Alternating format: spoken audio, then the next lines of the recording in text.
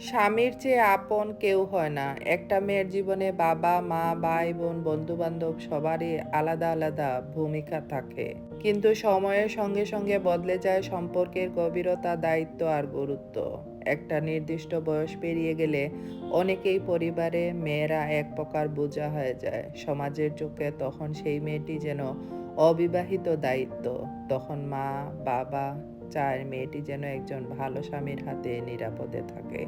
এটাই বাস্তবতা। আর সেই মুহূর্তে একজন পুরুষ, একজন স্বামী স্ত্রীর জীবনে নেমে আসে আশ্রয়ের ছায়া হয়ে।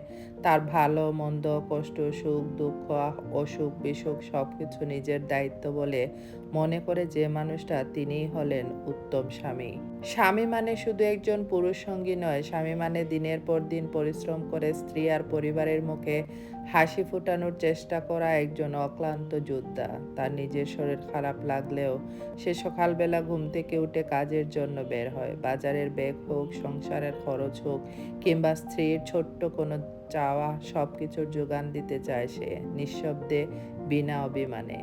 স্ত্রী হয়তো কোনো কোনো সময় অনুভব করে, আবার কখনো অনুভব করে না। কিন্তু একটা পুরুষ যখন তার স্ত্রীর জন্য ভালো কিছু করতে পারে, তখন সে নিজের অস্তিত্বের মাঝে তৃপ্তি খুঁজে পায়।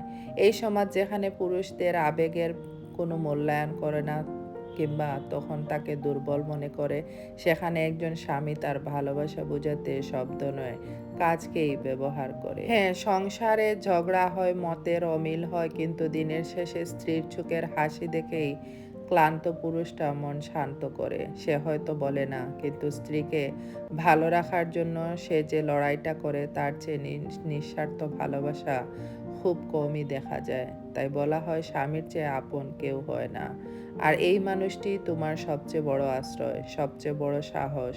যতই ঝড় আসুক জীবনে, সে চুপচাপ দাঁড়িয়ে থাকবে তোমার পাশে, নীরবতার দেয়াল হয়ে। স্বামীকে ভালোবাসুন, শ্রদ্ধা করুন।